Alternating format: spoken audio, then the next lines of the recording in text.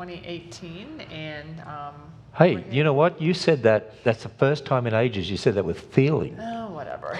Anyways, we're here at the Creation Museum, where we just had a huge rainstorm, so it was really loud in here, but thankfully it isn't anymore, so that's good. And we have a wonderful studio audience here, so make yourselves known.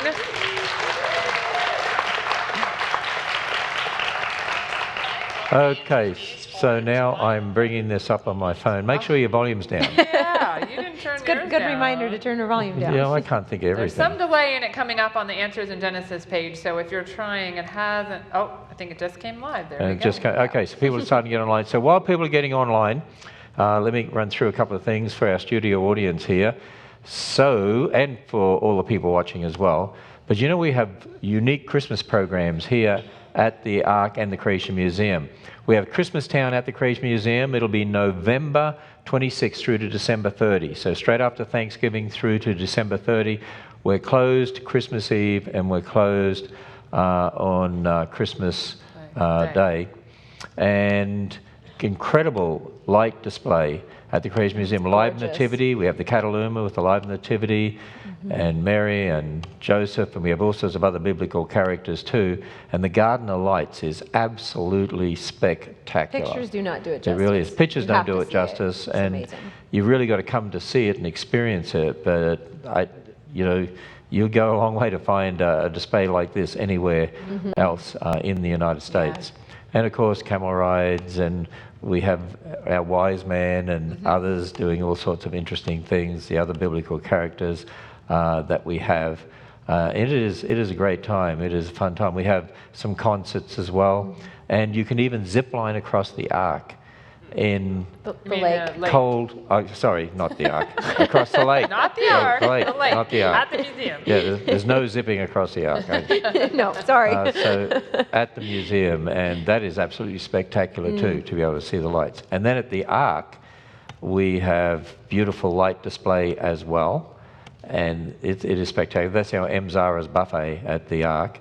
And then, as well as that, we have goats in sweaters. So cute. Yep, goats in sweaters. Yep. And on the side of the Ark, we have this incredible program. It's sort of like Disney does on the castle, but we 3D map the Ark. And this is a video and have the sound outside, and it presents the gospel. It's amazing. And this is just slides of it. It gives you an idea of all the projection that's going on the side of the Ark there. I've never seen anything like it. I mean, there is no I don't think there's any equal. It's absolutely spectacular. And you know, we're doing something a little different this year, because we're opening our 2,500 seat multi-purpose facility, 2,500 seat auditorium, and we're having a glice rink in there, which is like ice. As a Canadian, I am so excited there's going to be skating. It's just like skating on ice, but it's going to be in the nice warm temperature inside, and so that'll be added to the Ark. So you all got to come back, the studio audience here, and others plan to come for our Christmas programs. See, I tell people, just get the annual pass, and then when you come here, and then use it again at Christmas, and come to both places, because it's very inexpensive to get an annual pass. We actually just produced our brand new book, Journey Through the Creation Museum, that George is going to hold up, and there's the one for the Ark Encounter. So, but okay, I want to see how good we are at dates and information. Okay. So, Dr. Purdom, you said it was July 5th. That's right. 2 years ago, it was the official ribbon cutting ceremony for the Ark Encounter. Official ribbon cutting ceremony for the Ark Encounter, July 5th, 2016. And then we opened it to the public July 7th. Yeah, and it was really hot that day, just like it is today. It was really hot. And so there were about 8,000 people there. And as you can see, lots of people there at the Ark. But what I wanted to show you was this. When we did the ribbon cutting, you'll have a look. It was pretty well just rock. It was just ground outside. And I'll show you this video here. This is the video of actually the ribbon cutting. You see how bare it looks there? It's really time for Christians to do something of this size, of this quality, to give a message to the world. We're presenting the message of God's Word to the world. You see how bare it looks there around the side of the lake too. Quite a number of years ago, there was a man called Joshua. He led the people of Israel across the Jordan River. And then God told them to take 12 stones and to build a memorial as a reminder so that the coming generations would not forget who God is, and to also be a reminder to the world. The ark is to be a reminder. We build it as a reminder. It's our 12 stones to remind the coming generations of the truth of God's word. It's our way of presenting the truth of God's word and the gospel to the world. And we have those 12 stones on display outside the ark where you can get your photograph taken.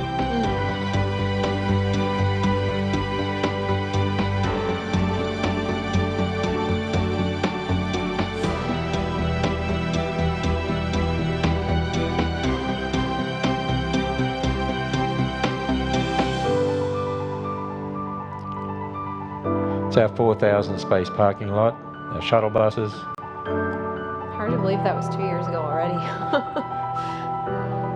We had a couple of trees there, as you can see. But, okay, Ark Encounter now, today, July 5, 2018. Have a look at this, was taken by a helicopter. Then you can see the zoo at the back there. We're now expanding the zoo here. We now opened Rainbow Gardens here. We have Village Market built at the front here. And this is what we call Monument Walk. And you can see the gardens around the lake as well. And then over here, the new 2,500 seat auditorium multi-purpose facility. There's actually a 10,000 square foot lobby going on the front, and it'll all be opened by mid-November, ready for our Christmas programs. And then we'll be running all sorts of programs in that during the year. We'll have presentations when we speak, like we speak here at the Creation Museum. Women conference there next spring. And yes, so some of our special conferences, and also movies and concerts and all sorts of things. And have a look at some of the pictures now when you look at what's down at the Ark and compared to what it was like when it opens. It's amazing. I was there just a couple of weeks ago, and I was like, whoa, this is so different than what it looked like 2 years ago. The transformation is phenomenal. The amount of work that's gone into this by our landscapers and fabricators and others, it is absolutely incredible the change that's occurred. So there it is today, and looks so different to 2 years ago. And on Saturday, it'll be the second anniversary of when it was first opened to the public. And I remember that, you know, the atheists were out the front protesting and so on, and made all sorts of claims that it would fail and it would collapse. How many people have come since we opened? Oh, well, we're over 2 million people. And that's awesome. It's interesting that the atheists are still out there saying it's failing and nobody's coming, and it's having an incredible impact on the economy in northern Kentucky. They're building lots of hotels, new restaurants, because there's just not enough hotels for all the people that come, because 95% of people come from outside of Ohio, Indiana, Kentucky. In fact, in our studio audience, how many are here from Kentucky? 2. No, we got 4 token Kentuckians today. How many from Ohio? We got a group down there. How many from Indiana? Okay, how many outside of Ohio, Indiana, Kentucky? 90%. Most of the hands. For those of you that can't see. So there we are. Somebody says, looking forward to hearing you teach at Colonial Baptist Church this weekend. That's right. I'm going to North Carolina. Yeah. I'll be there on Sunday, speaking at Colonial Baptist Church there in Cary, North Carolina, Sunday morning and Sunday evening. And somebody else wants to know, out of curiosity, which wife was waiting for you at home the other day? Which wife? Yeah, well, studio audience. What? Well, you probably don't understand, but I told people the other day I was married to 3 wives. Her name is Mally, and there's Mally number 1 when I wake up, and then there's Mally number 2 during the day, and Mally number 3 at evening. They don't even get it. See, I tell my wife, I remain constant the whole time. I never change. Whereas she's not a morning person, so that's Mally number 1. You get the idea? Yeah, okay. Well, they don't think it's funny, but anyway, they get the idea. Okay. My wife doesn't think it's funny either. I don't know why that is. All right, well, on to our first article. And this is from the Babylon Bee, which for any of you that are familiar with this is a satire site, okay? Yes. So, but it says... Well, I hope everyone knows what satire means, because you know they had an article the other day that I think was one of the funniest I've read. And it was about Ken Ham going to Jurassic Park movie. What was it called? Jurassic World, the new movie. and that I got up and started yelling wrong, Throwing and popcorn. I got thrown out of the I was thrown out of the theater and was arrested, and I threw For popcorn. 6 literal days, and you had to be in yeah, I was jail. in jail Yeah. for 6 literal days because it's satire and it was incredibly funny. There were some people actually believed it. Yep. And there was actually a site that went on that actually published an article telling people we've checked it out and it's not true. And anyway, okay, so- satire. so You know what this is satire satire. means? Okay. So what this argument or what this article is kind of saying is, well, they're supposedly praying for this student that they're about to send off into the real world, and that they've never taught her, even though they've never taught her how to defend her faith. They pray that God will miraculously help her to be able to do that. Yeah, so it's sort of throwing off, in a way, and saying, here's this church saying, okay, we haven't taught you how to defend your faith, but now you're ready to go to college, so we're going to pray that God miraculously looks after you. But really, in a way, it represents a real situation, Really doesn't it? does, sadly. Yeah. Because so many churches don't teach apologetics, so many homes don't teach apologetics, and once they get to this age that this article is referring to too, college age. which is sort of college age, the research we've done that was published in Already Gone shows kids are already doubting the Bible. 40% by the end of elementary school, or by the end of middle school, and another 45% by the end of Yeah, high school. so it's So too late at this point, 85% of them are already doubting the Bible by the end of high school. So it's too late then, in a sense, to Yeah, do anything yeah. because you've already lost them. And so we need to be reaching these kids at a young age to teach them how to defend their faith and Yeah, 'cause answer they're the running into questions. these arguments at younger and younger ages. It's not just when they go off to college. So even though this is satire and you read through it, But and- that, yeah. but it to me it represents makes what, a point. Well, that's what's what really good happening. satire should. Yeah. Good satire should have an element of truth Yeah, to it. makes and a so point. It really does. And even one of the things I said in the article, they're supposedly praying for like why we even find our faith to be supported by anything but blind feelings.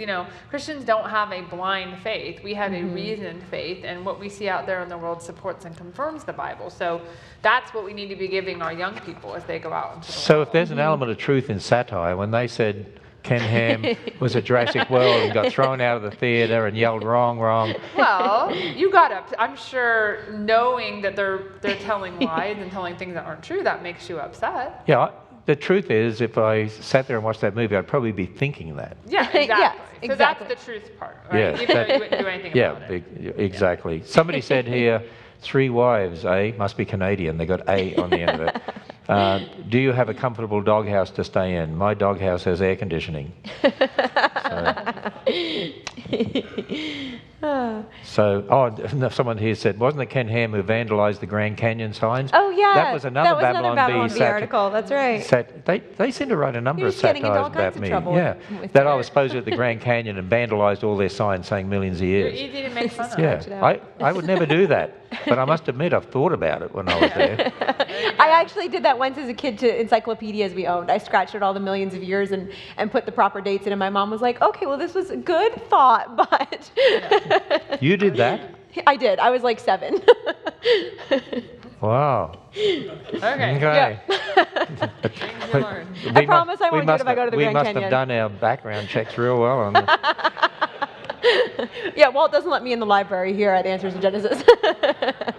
Okay, must science conflict with spirituality? So this is a article actually written by Michael Schumer, who is a atheist and skeptic, and he's writing basically a book review about a book that's entitled "Searching for Stars on an Island in Maine" by Alan Lightman. And basically, it's saying that even the atheists recognize there's got to be something more. It can't just be that there's no meaning and no purpose in life. That's the whole gist, kind of this Yeah, when you think article. that Michael Schumer is the publisher of The Skeptic magazine, an ardent secular humanist, and he's doing a review of this book by this physicist, and as they're going through it, they're basically searching for purpose and meaning in life and death, and they're trying to figure it all out. And really, it's Romans 1:20, in my opinion, where God has made it evident to all that he's the creator. They recognize there has to be more than this. But it's also Romans 1:18, and that people suppress the Suppressing truth the and truth, yeah. unrighteousness. They know it, but they're willingly suppressing it. And so, it's interesting. For instance, Lightman doesn't fear death. He says, despite my belief that I am only a collection of atoms, that my awareness is passing away neuron by neuron, I'm content with the illusion of life.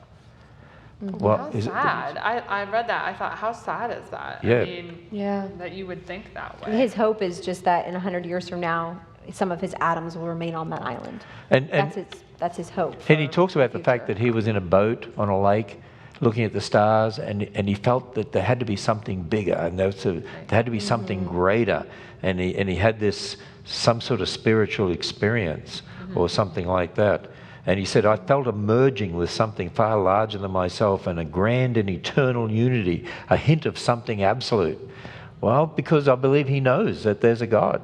God has made it evident to all of us. Well, even it says a hint of something absolute, right? Well, what's absolute besides God? I mean, God is absolute. Right. So it's just interesting how they're searching for that. But one of the things I noticed it towards the end of the article, he says, well, the central doctrine of science. He says all properties and events in the physical universe are governed by laws, and those laws hold true at every time and place in the universe. And I thought, well, that's very biblical of him, because the fact that he believes that, the only reason that is true is because the Bible is true. The Bible says that, Genesis 8:22, there'll be seasons, there'll be times, there'll be, all of these things. Well, so we believe that. We believe that there was today, there will be tomorrow, barring the Lord's return, of course, until that happens. But we have a basis for that in God's word. They have no basis for that in an evolutionary worldview. Yeah, he says, in regard to death, for materialist, Lightman writes, death is a name that we give to a collection of atoms that once had a special arrangement of functioning neuronal network. That's what each one of you are in this audience. Each one of you is a collection of atoms that has a special arrangement of a functioning neuronal network right now, until you die. He says, but this is unsatisfying. Of course it's unsatisfying. Yes, it is. Because what he's recognizing is, that means there's no purpose, there's no ultimate purpose, no ultimate meaning. So what's the point of even living? When you die, you won't even know you existed. So what's the point of any of it at all? In fact, I would say to them, what's the point of you having a skeptic magazine and writing against Christians? Because if when you die, you won't even know you were here. What's the point anyway? You may as well give it up now. Well, and why do you care what Christians believe and what they want? Yeah, why do they? Exactly. Why? Think about these atheists that aggressively oppose Christians, or in America right now with all the political upheaval, and regardless of where you are on whatever aspect of that, if these people who don't believe in God believe when they die that's the end of them, why do they even care? Why bother? They just get on with do whatever you want, But there's much more to life than just that, than just material things. Right. Yeah. So. They know it, they just deny it. All right, Schumer announces his daughter is marrying another woman. So this is about Senator Chuck Schumer, who is from New York, the Senate minority leader there. And he was marching because last month was Gay Pride Month, so he was marching in that parade and with his daughter Allison and wonderful fiance Biz. The thing that hit me when I read that article was this: regardless of whether you're a Democrat or Republican or an independent or whatever, when we see leaders that have been elected to political office applauding gay marriage, well, it's not marriage because there's no such thing as gay marriage, it's gay union or whatever they want to call it. Marriage is a God-ordained institution. But when they're applauding this as the leaders of this nation, this nation's in trouble. And why we need to pray for our leaders, because these are the kinds of we things do, and the that are Scripture says to pray for our leaders. We need to pray for. Doesn't matter what political party they're from. We're to pray for all those leaders, and we should be. We should be praying for President Trump and Vice President Mike Pence and Chuck Schumer and Nancy Pelosi and Maxine Waters and Justin Trudeau in Canada. Justin Trudeau, and some of them need a lot more prayer than others too, I think. Anyway. Okay. Gay swans attack anyone threatening their nest containing a plastic cup. The fact that I'm reading that sentence just is wrong in so many ways. How can you have a gay swan? Well, that's what I said. I mean, that's just attributing a human choice, lifestyle choice, to an animal. Really. When I got sent this article and I was categorizing it in my news, categorizing thing, I was like, do I put this as a culture or a science item? I'm not really sure at this point. So swans these swans were aggressive. These swans in Austria had this nest with a colorful plastic cup in it, and they would attack anyone that came A near colourful plastic cup. Was it rainbow coloured? them. Doesn't say. Well, they said they were gay swans. I was just wondering. The thing is that, or how do we even know they think it's a nest? Maybe they just like the cup. You know, I mean, Yeah. I don't know how you. Yeah. I mean, you can't And get into swans the are naturally mind. aggressive. Like, they're just nasty. They're beautiful, but they're nasty birds. They'll attack They've anybody. suffered from sin and the curse. Yes, yes, they have. So they could have been. It could have been just swans being swans. Could have been. Well, could have been. I think most likely it's swans being swans. You know, it's interesting though. There's a hint at something here. We've read it in other articles because it says homosexuality has been documented in a host of different animal species, such as famous gay penguins of the New York Central Park Zoo. You know why they do this? Because I've seen it in articles where they say, oh, look, they're supposedly gay penguins, gay swans, and that's why humans can be gay. Well, what about animals that eat their young? Are you going to say, Yeah, there's exactly. animals that eat their young, you know? Yeah. Or these super aggressive swans. Like, can we just be Yeah. aggressive then because Or there's our swans are female aggressive? species that eat the male They eat the species. male. Yeah. Yeah. Praying So mantises. Is that okay? is that all right? And- Well, it's inconsistent, and it's just doing it to justify what they want to justify. Yeah. oh, somebody said here, swans can be aggressive, period. Yeah. That's Yep. it. That's what we, that's just They swans can. being And those aggressive. swans were being aggressive, and so they're immediately gay. Yeah. So I don't know. That, they were that removed was like a and put in a stretch. different I, lake. in I a still think it nature must have been a preserve. rainbow cup. Yeah. Okay, moving on. Richard Dawkins defends killing disabled babies and abortions. It's about avoiding human suffering. So what he's trying to say here is, he actually said this in a tweet. Abortion to avoid birth defects is not about eugenics. It's about the avoidance of individual human suffering. And so eugenics is the idea of being well born, and the idea that you get rid of those. Well, that's individuals exactly who what he's aren't. doing, though. Eugenics. Exactly. That's exactly what it is. You can call it whatever you want, but that's exactly what it is. So he's. And he says it's about avoiding birth defects, but no birth defect has been avoided. You've simply killed the person who carries the defect. Bingo, Like, yeah. his statement isn't even accurate in the slightest bit. Here's what he says to people who know that they have a baby developing in the mother's womb that may have some genetic defects or whatever. Down syndrome, I think, is the maybe example they they even use. mentioned Down syndrome here. Here's what Dawkins says: abort it and try again. Which is consistent. I mean, with his worldview. worldview, it's survival of the fittest. So a child with genetic defects is not fit, so they should die. And we're just animals. Get rid of spare cats, get rid of spare kids. What's the difference, you know? And it's interesting here, too. I was thinking, because the Dawkins and what he's saying and so on, I was thinking, well, what about if people said, Richard Dawkins, you know, you're getting older, you're going to suffer soon because you're getting older. You know, old age people go through all sorts of problems. My mother is 90 years old and in her 91st year, and she's got lots of physical issues, you know, and so on. But why shouldn't we say, well, Richard Dawkins, because you're going to suffer, we need to get rid of you now. Yeah. Right, yeah. Where do you draw the line? What's the standard And of course, for deciding? I'm sure he would So God's support word. euthanasia anyway. Well, it's Oh, inconsistent. probably, yeah. You know, it's Yeah. always inconsistency. Someone here in the comments said Dawkins can avoid human suffering by keeping quiet. Well, that's true. But one of the things, too, I should point out, one of the things the author says is, well, you know, people that have children with genetic defects often find that these children are a real joy in their family. And while that may be true, we need to remember that the reason that these children should be born is because they are image bearers of God. They may not bring a lot of joy. They may bring a lot of heartache and suffering. But the point is that they are made in the image of God, and they have a right to life because of that. Well, yeah, and No other abortion is reason killing a human other than being. that. Yeah. It is murder. You know, I was thinking too, think about this for a moment. When Dawkins said the whole reason for him saying you should abort these babies and so on is to avoid suffering, individual human suffering. Dawkins has also said that teaching children about God, about the Bible, about Christianity is child abuse. What if people started saying, you know what, they're Christians, they shouldn't be allowed to have children because they're going to be abused, because they're going to be taught about God and the Bible, so to force them to abort their children. Right, like, And where do you draw the line? where do you draw the Again, line? without Exactly. God's word as the standard. Without an when Life you being just valuable. have a foundation that man determines truth, we're just animals, no purpose and meaning in life. Whoever's in control draws the lines, like Hitler drew the lines as where he wanted them to be. And That's the problem when it's man's opinion and not God's ultimate word for deciding life. Everyone does what's right in their own eyes. Okay, a slanderous charge. So last week we talked about the American Library Association removing the name of Laura Ingalls Wilder from a children's book award that they gave out because they were saying she was being racist and all of that stuff in her book. So what this lady did was she said, wait a minute, let's really look at this and see if this is really true that she's being racist in her books. And what she found was exactly the opposite of that.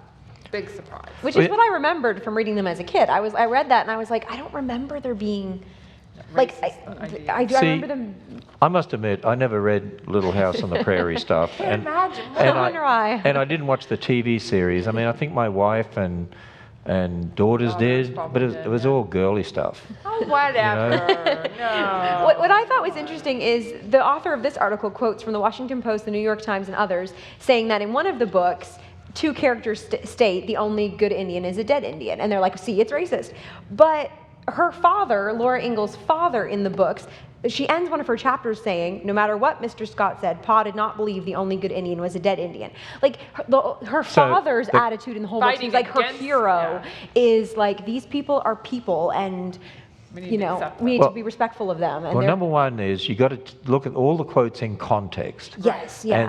And in reading this article and reading the context of quotes that were made, I mean, this is based against a real historical background. Yeah. Right? These and stories really these happened. Events really did happen. Yeah. And there were Indians that did really good things, and there were Indians that did really bad things. And that's documented in her books. There were others who are not Indians who did really bad things and did really good things. That's what they said. They don't want to portray it in the book as just being like all Indians were good, because that in and of itself would be a stereotype. Yeah. That isn't true. And so she's trying to present realistically how things work. What happened. Here's something we mentioned in one of the other programs we did when we were talking about this from a different perspective.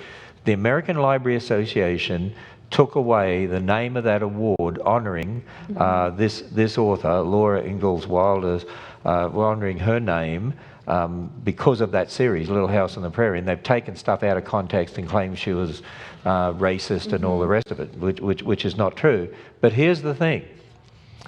Charles Darwin's book, The Descent of Man, is racist.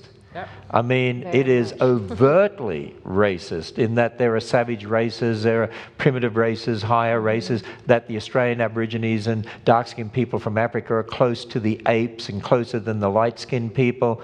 I mean, it's overtly racist. And yet they're not doing anything about that, really on the basis of what the American Library Association is saying here about Laura Ingalls Wilder's books. Do you know what? They should be banning Charles Darwin's books from libraries and from schools. Right, and yet they exalt never Darwin. And they won't even say a thing about his racism. Actually, you know the interesting thing though? I'll guarantee most teachers and most students and most university college students have never read Darwin's book, The Descent of Man. Right, they have no clue. They wouldn't have a clue what he says. Yeah. They wouldn't realize how racist it really is. Yeah. So someone in here, somebody said, Ken Ham likes to watch stuff like Doctor Who. Yes, so much better than Little House on the Prairie. I like Doctor Who too, but I also like the other.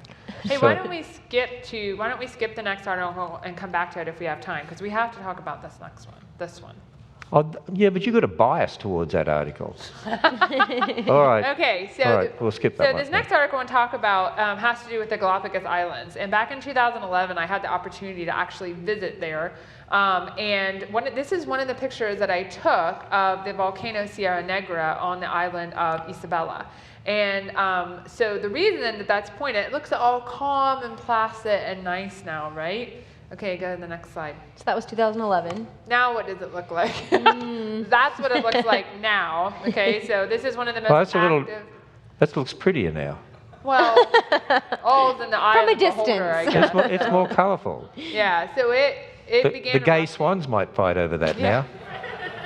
So there's actually 2 volcanoes that are actively erupting right now in the Galapagos Islands. Ferdinand on the island of Fernandina and Isabella, which are like right side by side. So it's possible, I think, you could be on a boat in the middle and actually see both volcanoes at the same time because they're fairly close. There was an earthquake which caused them to erupt and do this. But you know what's interesting? So this article is saying, oh, that's interesting. It's about volcanoes. It's about Galapagos. And how do they end the article? Yep. This sentence: the variety of wildlife on the island famously inspired Charles Darwin to conceive the theory of evolution. You always have to have the obligatory Darwin. They have to have the bit about Darwin in there. But number one, it's not a theory. A theory implies it has evidence to support it. It's a belief. It's not a theory. It's an idea. Number two, it wasn't the Galapagos that inspired him for that idea. His grandfather was already an evolution, believed in evolution. It helped to build that model for him, but not. But it didn't inspire him for it. Yeah. So I actually helped. I was a general editor on a book on the Galapagos Islands, Galapagos: A Different View. So if you want to understand more about the geology, the biology, even the weather, all of those things, the theology, so to speak, and talking about Darwin and his beliefs, this is a great book to get. It has lots of great pictures in it, but also a lot of good text and understanding. So any articles you don't get to, we'll get to in the next time. That'll be on Monday. Right. But how about we end? I got an idea. Okay, go ahead. Seeing as we mentioned a fairly liberal politician, right, earlier, and the gay marriage issue, how about we mention a conservative politician? You go for it. Newt Gingrich. Yeah, we can end with this one. So Okay. Yes. the title of this, there are dinosaurs, real ones, outside your window, just look. So we actually talked about this not too long ago, where they're not saying that birds evolved from dinosaurs, birds are dinosaurs. You literally have to hear it in his own words. He's like, look outside your window and you will probably see dinosaurs. They are they're flying, hopping, chirping, and perching on trees. You call them birds, but they are dinosaurs. They're not descended from dinosaurs. They are dinosaurs. Well, Newt Gingrich, I mean, he's obviously a scientific expert, right? And here's the thing. I was looking at our bird. We have a bird feeder in our backyard this morning. I saw a finch dinosaur, a cardinal dinosaur, and a sparrow dinosaur. It was incredible. And he makes the thing here. He makes it sound like every evolutionist believed this, and that's just not true. Yeah. There's Alan Fiducia, who's a paleoornithologist, who does not believe birds are dinosaurs. So this is not he acts like this is an irrefutable, proven scientific fact, and it just isn't. It's just ridiculous. And it's a worldview thing. birds have feathers. Reptiles don't. The structure of their bones is totally different to a reptile. And here's my concern. If a politician like this can't tell the difference between a reptile and a bird, can they tell the difference between a conservative and a liberal? That's what worries me. Well, I don't know about that, but it is. They just act like it's so easy to do this, And from a genetic standpoint, no way. You just can't do the things that you need to do to get from a dinosaur to a bird. What I thought was interesting reading this article is because he's talking about all these similarities between birds and dinosaurs. One thing you have to be aware of when you're reading articles about birds and dinosaurs now is they'll often just classify birds as dinosaurs, and then they're talking about birds, but they say they're dinosaurs, right? But they're actually birds. So you really have to be on the lookout for that because it's really confusing, even whether they're talking about a bird or a dinosaur, because they like to call them the same thing. You know what? At Cincinnati Zoo, they have a live bird exhibit, and as you go into the live bird exhibit, they actually have a sign. I got a photograph of it that I use in one of my talks, and it actually says, "Are dinosaurs extinct? No, because modern birds are essentially short-tailed feathered dinosaurs." So then we walk through and we watch all the dinosaurs flying around. Well, here somebody said there's dinosaurs in my yard stealing blueberries. So, hey, somebody here said hi from South Africa, and there's someone from South Africa in our audience here today as well. And there are people from all over, lots of great comments today. And, well... So we're out of time, so... we'll be back Monday? Yep, we're back on Monday at 2 o'clock. Bodie will be back Monday. Yep, I won't be here. So. Oh, you won't be here? All right, nope. Wow, we'll be out. Oh no! Right. I know what happens when I go away. Yeah, we usually get a plush toy here to represent Georgia when she's away, and last time we did that, we had a bear because she can be a bear, and a porcupine because she can be prickly. Yeah. Somebody's got to keep you in line, Ken. So that's all I got to say. Okay. All right, we'll see you on Monday.